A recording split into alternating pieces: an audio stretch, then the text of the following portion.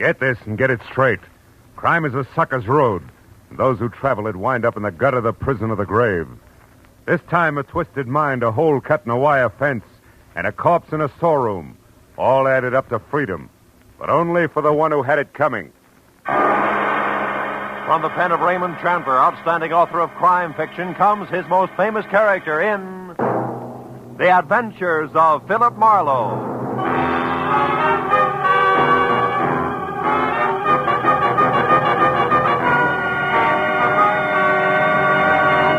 Now, with Gerald Moore, starred as Philip Marlowe, we bring you tonight's exciting story, The Bid for Freedom.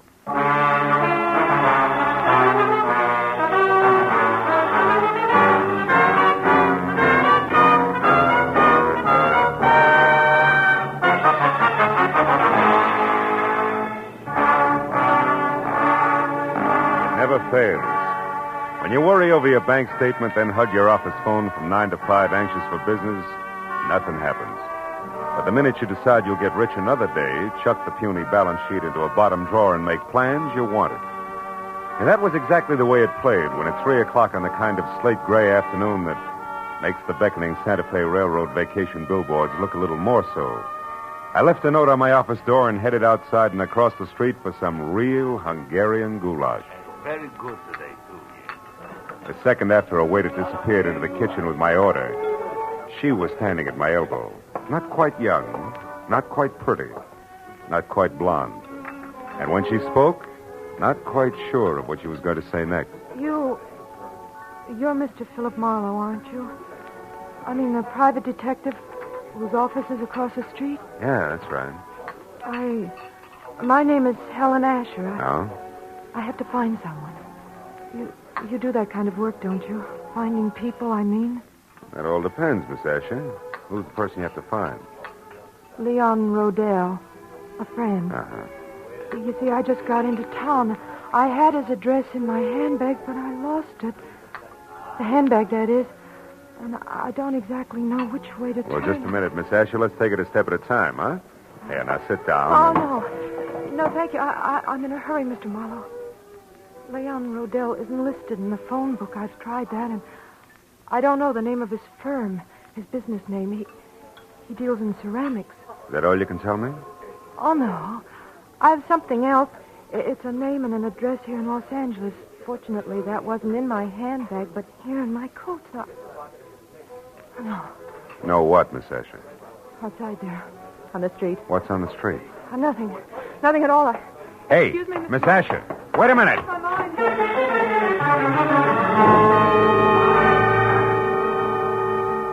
There'd been a sort of sad look about Helen Asher that made me want to help her. So after an even sadder look at the plate of goulash that was coming toward me from the kitchen, I followed her to the street. Mr. Marlowe, the gold. When I reached the sidewalk, she was across the street in a cab and away. That might have been the end of it if something small and ugly that had been standing just outside the restaurant hadn't turned and moved into the alley alongside the building. On a hunch that he'd had something to do with the sudden exit of Miss Asher, I followed him and found him standing next to a line of empty ash cans, calmly lighting a cigarette. You always run into alleys to light your cigarettes? You always concerned? What do you know about Helen Asher? Helen Asher?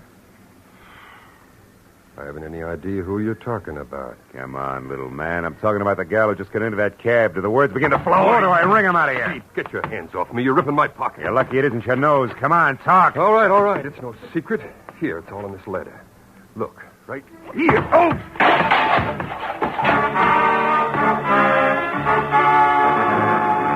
Toe of his sharp-pointed shoes and caught my shin where it really hurt. By the time I was out of the ash cans, back on my feet, I knew the damage had been more to my dignity than anything else. I knew also that the little man was gone, and I had no idea where. I was halfway out toward the street before I realized that I still had the little man's letter clenched in my hand. It was from an Omaha life insurance company and addressed to one Eldon Hook, 31 Marlboro Drive, Sunnydale, California. Sunnydale wasn't just around the corner, but the fear I'd seen in Helen Asher's face, plus a score to settle with Eldon Hook, said the 20-mile drive into the San Fernando Valley was a minor point.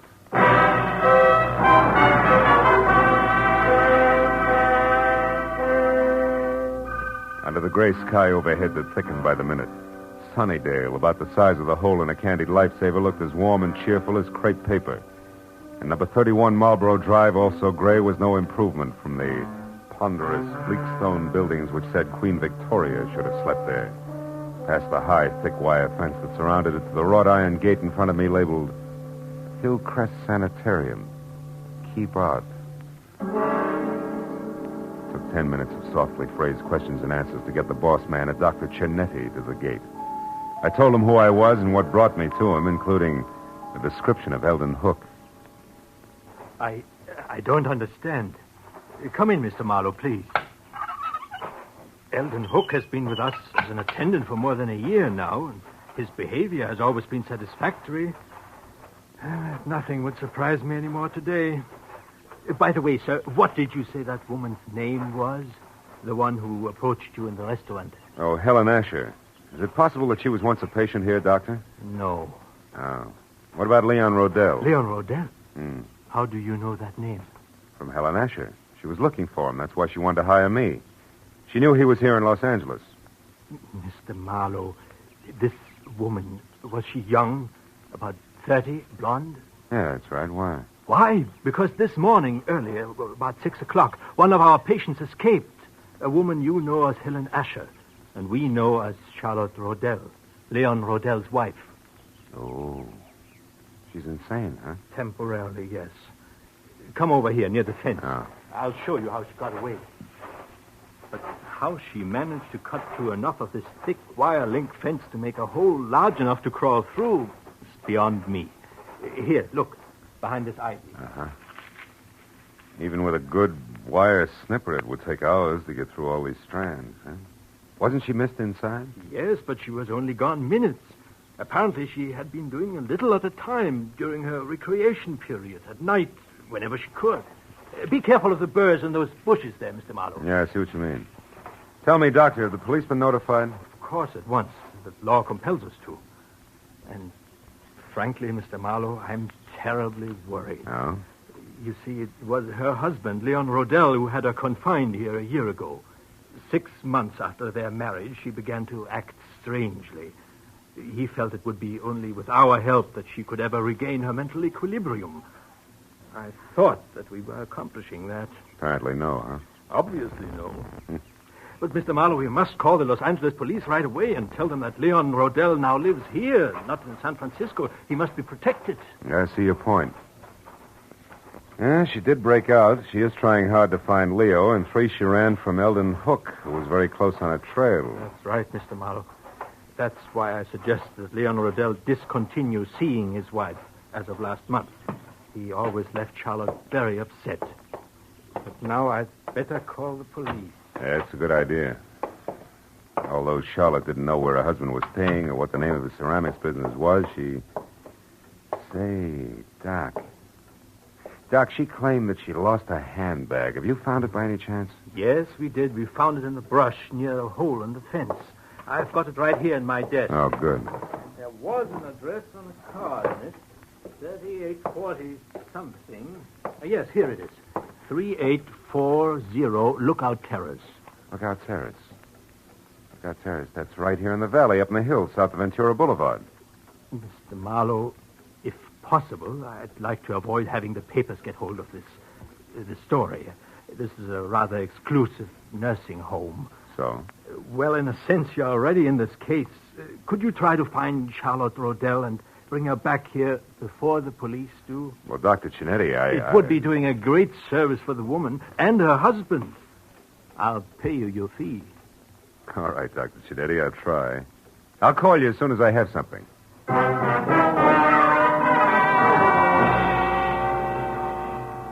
When I first started from Marlborough Drive in Sunnydale, it had been a combination of interest in a sad-eyed girl and a strong desire to punch Eldon Hook on the nose. Now it was business. It took 20 minutes of fast driving to get over to Lookout Terrace in the hills that separate Hollywood from the San Fernando Valley, and 3840 itself. The house was a squat chunk of overly stuccoed, archaic California architecture at the top of a steep driveway. When I was out of my car and walking toward the front door, everything was black, except tiny pinpoints of light sparkling up from the floor of the valley I just left. Good evening, sir. I hope I didn't startle you, Mr. Rodell. Mr. Rodell? Oh, I know your name. Yes, sir. And I know some other things as well. Like what? Oh, incidental facts. Like, well, it's cold in there. So you haven't been home in hours. And? And the refrigerator's empty, so you're only staying here off and on. Also, the old mail inside, phone bills, etc. They don't have your name with this address. So this is probably a friend's house. Which totals to what? To 0, maybe. 0, Mr. Rodell, like you're going to total if you don't pay the money you owe to my good friend in San Francisco. Yeah, you know who I mean, don't you, Mr. Rodell? Yeah. What I don't know is how good friend thinks I'm going to raise that kind of dough. I made it funny? Oh, you're kidding. What's 15,000 to you? You, shall I say, an intimate friend of Ordine Blackburn? Oh, Ordine Blackburn. Yeah, Ordine Blackburn. Come off it, boy. I'm thorough. An eager sort. I know that the lady from Bel Air's loaded and that she's nuts about you. No fooling. Now, before I leave, a word of advice, Rodell. One can't run away from his obligations forever. And you won't be able to walk away after 24 hours. Unless, of course, you pay. Good night. Good night, Eager. Till we meet again.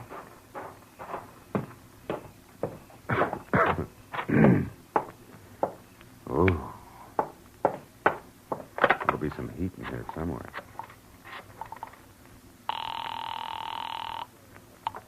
Information. Oh, operator, I'd like the telephone number of a Miss Ordine Blackburn in Bel Air. I don't have the address. Have you tried your directory, sir? No, I can't. The house burned down. One moment, please. Yeah. We have an Ordine Blackbird at 2321 Bel Air Road. Yeah, that's it. What's the number, please? Nevin, 31121. 31121. Thank you. House burned down.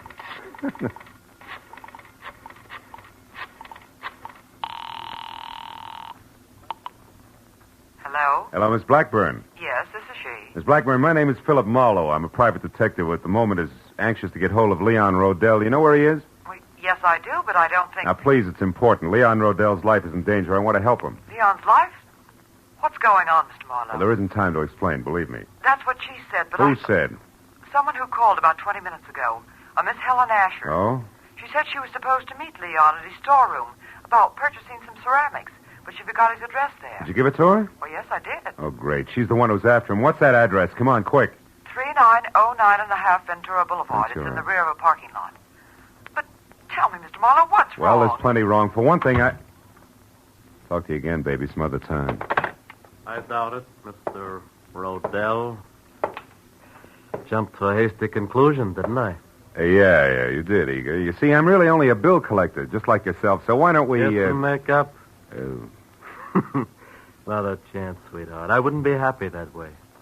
I wouldn't know when you were telling the truth and when you were lying. You know what I mean? Mr. Marlowe. Now, as I said before, good night.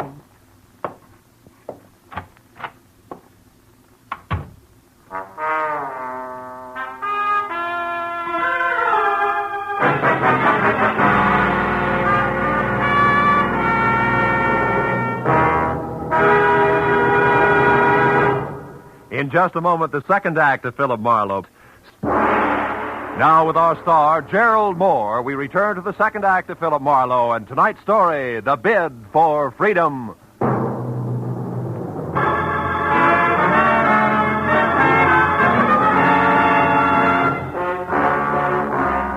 Gun butt I'd been slapped with felt like a log chain. Next time would be different.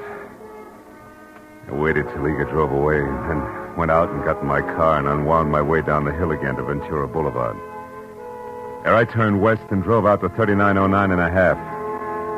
There's a glass and neon super grocery store closed for the night. The only light showing at Leon Rodell's ceramic outfit trickled out on the ground in a narrow wedge to what had to be a partly open back door. Then even as I watched it, the wedge danced to a crazy pattern and disappeared.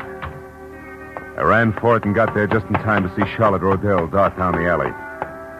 A second later, she vanished in the shadowy jumble of backyard buildings. I knew there was no use trying to follow her. Instead, I eased the storeroom door open and looked into the room full of flower pots, lamp bases, and dishes. Nothing moved. Charlotte, I was sure, had had a reason for running, so I went in, toward a table in the corner where the only light was burning. I was almost up to it before I saw the reason. Yeah, it was a good one. Eldon Hook, the sanitarium attendant, was on the floor behind the table, his body still trying to arch away from the knife in his back. When I bent over him, he opened his eyes. They were already cloudy. I was close. I found the hole in the fence, and I knew Ordine was... Ordine what, Hook? Who did it? Can you tell me? I never figured on... I left Eldon Hook just as he was. Went to the door that opened to the front of the ceramic shop. A desk was there with a phone on it. I got halfway through the Homicide Bureau number when a silhouette showed up at the curtains at the front door. I put the phone down, stepped back into the shadows, and waited.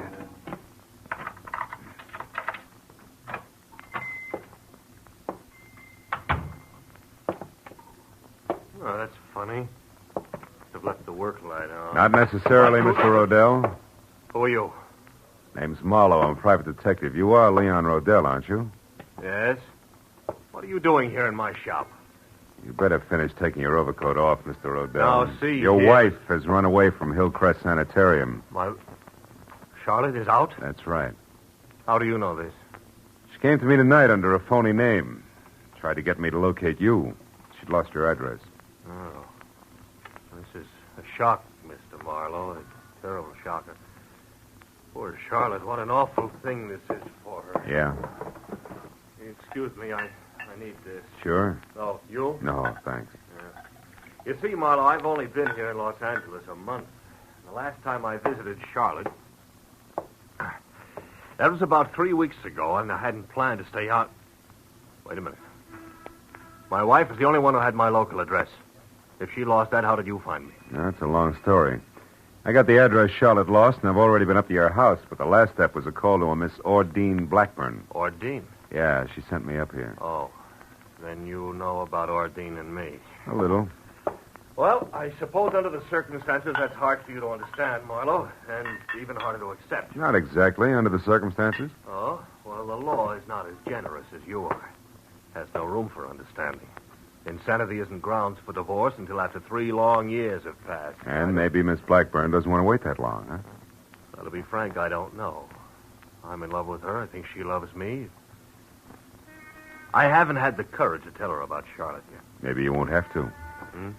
Charlotte called her up tonight before I did as a Miss Asher. She must have gotten Ordine's name and phone number from you some way on that last visit of yours. No, that's impossible. Well, she got it some way. Marlowe, do you know where Charlotte is? We've got to find her. She's not responsible. She might even be dangerous. It's an understatement, Rodell. She's deadly. Deadly? I don't understand. Come here. Over behind that table there where the light is. What? Go ahead and look. Oh, what's over there? When I showed up here tonight, I saw Charlotte running away. I came in and found that. Oh, my... The attendant at the sanitarium. Yeah. He knew she'd escaped. He found the hole in the fence where she got out, and he's been following her on his own, strangely enough. He's dead. Marlowe, he's dead. Hook, he's dead. Rodell! Sorry. Marlowe, she must be completely mad. We've got to stop her. Why, she might go for Ordine next door. Or you, yeah. What can we do? Well, you can go home. She doesn't know that address up there, so you'll be okay on that score. All right, but... Rodell, listen. Keep your doors locked up there, will you? Well, sure. You said Charlotte... I know. I'm not thinking about Charlotte now. There's something else. The guy in San Francisco that you owe all that money to. What about him? Sent a mug down here who intends to collect it. I've tangled with him already. He means business. So be careful, Rodell, and I'll see you as soon as I can.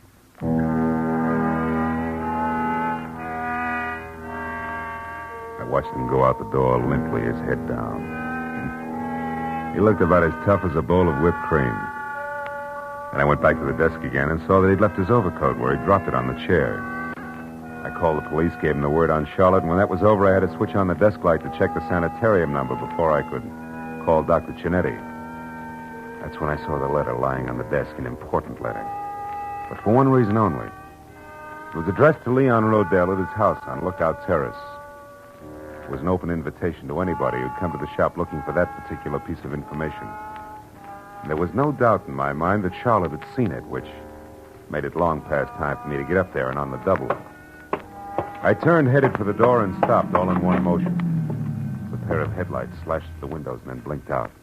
I stepped back out of the circle of light from the desk lamp and waited. A second later, the hulk of Mr. Eager filled the open back door. He was still very sure of himself.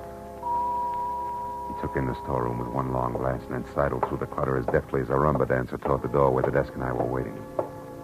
The instant he got within reach, I swung!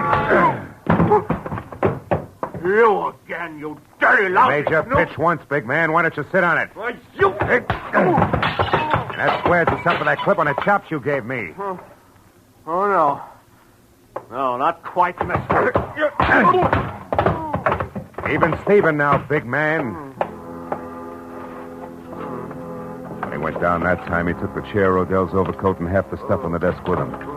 He was still moving, trying to free himself of the tangle, so I reached for him again, but got only a fistful of the overcoat Rodell had left behind. And suddenly, my hand stung like it grabbed the wrong end of a bumblebee. I jerked it back and looked at the palm. Something was stuck to my skin, something I couldn't understand. Until finally realization oozed through the molasses in my brain. I left and ran all the way to my car and almost sprung the frame, twisting up Lookout Terrace.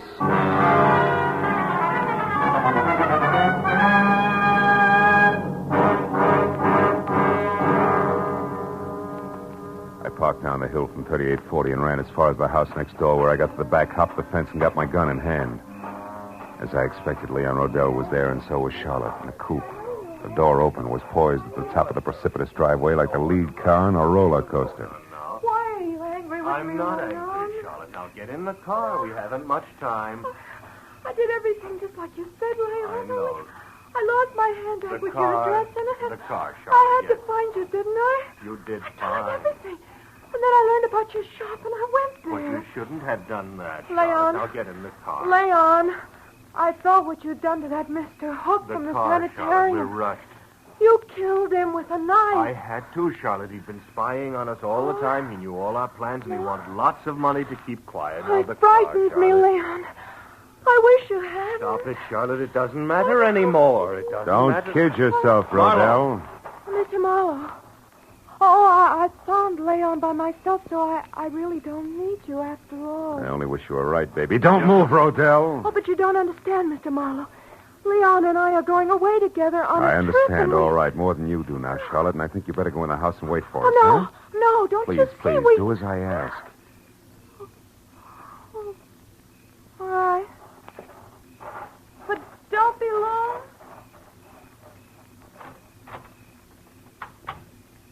Some trip you had in mind, Rodell. Your wife in this coupe and straight down over the bank, strictly solo. She didn't even suspect. Keep your hands off me. Sure, I'd never get him clean again. But it'll give me great satisfaction to drop you with a bullet. And I'll do just that if you take one step before the police get here. So stand still, Rodell. Real still.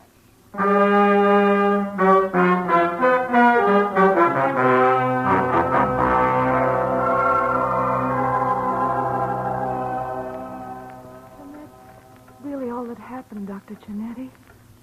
I'm sorry you were worried, and I'm awfully glad I'm back. So am I, my dear. And we'll talk more about it in the morning. What you need right now is a good night's rest in your own bed. Oh, you're right, Doctor. I'm very tired. Good night, Mr. Marlowe. And thank you. Good night, Charlotte. She still doesn't realize, does she? No, and it's a good thing. Plenty of time for that later when it can come gradually. At this point, she could tear herself to pieces over a thing like this. Yeah. Her husband who urges her to run away and helps her do it for the sole purpose of getting her out where he can kill her. Not much security in that setup, huh? No. You mentioned another woman, Mr. Marlowe. Miss Ordine Blackburn. Oh, Adine, yeah. Gullible rich girl without much on the ball. Rodell planned to marry her and solve all his money problems. Believe me, Doc, he had them, big ones. I see. Well, she's better off this way. Yeah. 6 months of marriage to Rodell, and she'd have been a candidate for your sanitarium herself. He's that kind of a guy.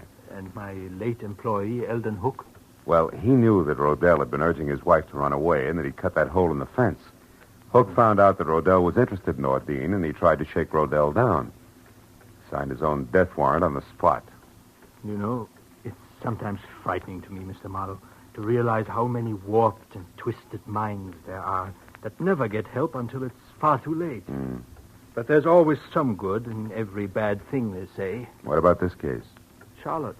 I expect her to recover completely soon, because now the main contributor to her neurosis, so to speak, is gone forever. Oh. That was Leon Rodell. Yeah, well, Doc, it's a long way back to Hollywood. I better get going, huh? Just one thing more, if you don't mind. Charlotte would have died in a smashed car in what would have passed for an accident. Also, she'd have been blamed for Hook's murder if you hadn't found out the truth about Rodell. I'm very curious. You remember the burrs that grew along your fence outside? The birds? A blasted nuisance. Yeah, but as you just said, Doc, there's always some good in every bad thing.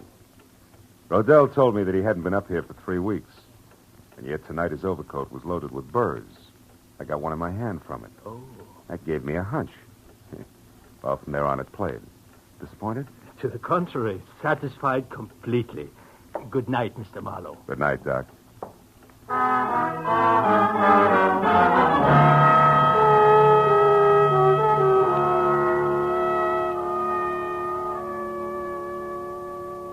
As I left Hillcrest Sanitarium and drove back across the wide, flat San Fernando Valley, dark and quiet in the hour just before dawn, I found myself being grateful for a lot of little, orderly things. Things like the clear white line down the middle of the road, the rhythm of the motor in my car, and the prospect of going home to my own secure apartment. Then I wondered about Charlotte and the sort of nightmare jungle the world must be to a mind twisted suddenly, out of focus, where there is no symmetry or logic. But nightmares can be banished, huh? Fears driven away. And in time, with Dr. Cinetti's help, she'd come out of it all right. But the others like Hook and Rodell, to them, the jungle is home. No nightmare, that. They live in it by choice. Until, one way or another, they're destroyed. Choked to death by the very tangle they hide in. Well, that's fair enough.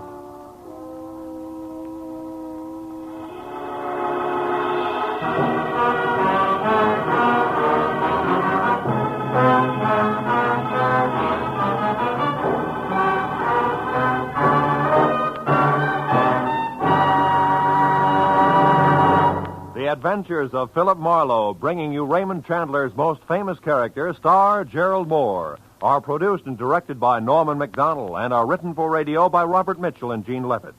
Featured in the cast were Gene Bates, Larry Dobkin, Yvonne Patey, Harold Deerenforth, Jack Edwards, and John T. Smith. The special music is composed and conducted by Richard Arant. Be sure and be with us again next week.